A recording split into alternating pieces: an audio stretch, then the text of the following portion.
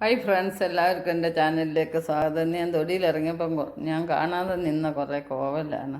കോവയ്ക്ക എല്ലാം പഴുത്തു പോയി ഉണ്ടല്ലേ. അപ്പോൾ ഞാൻ എന്തോ ചെയ്യണമെന്ന് ഇങ്ങനെ ആലോചിച്ചിരുന്നപ്പോഴാണ് ഒരു ഐഡിയ കിട്ടിയത്. അത് ഒരു വെജിറ്റബിൾ ജ്യൂസ് ഉണ്ടാക്കാനാണ്. ഈ ഉഷ്ണത്തെ ഏത് ജ്യൂസ് കഴിച്ചാലും നമ്മുടെ ശരീരത്തിന് തണുപ്പ് കിട്ടും. അപ്പോൾ ഇത് ഞാൻ അതിൻ്റെ കൂടെ ഒരു തക്കാളി എടുത്തിട്ടുണ്ട്, ഇച്ചിരി കുക്കുംബർ, ഇച്ചിരി നാരങ്ങ എല്ലാം കൂടെ ഒന്ന് മിക്സിയിലടിച്ച് നമുക്ക് ഒരു ജ്യൂസാക്കാം. അത് നിങ്ങൾക്ക് കൂടി പരിചയപ്പെടുത്തുകയാണ്. നമ്മളിപ്പോൾ കോവയ്ക്ക വഴുത്ത് കഴിഞ്ഞാൽ വെറുതെ പോകത്തേ ഉള്ളൂ. ഇത് കൂട്ടാൻ വെച്ച് കഴിഞ്ഞാൽ ഒന്നിനും കൊള്ളത്തില്ല. അല്ലെങ്കിൽ പിന്നെ സാമ്പാറിലോ വല്ലതും ഇടണം.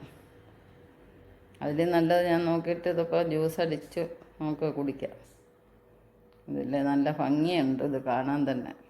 നാരങ്ങ ചേർത്തില്ലെങ്കിലും രുചിയാണ്.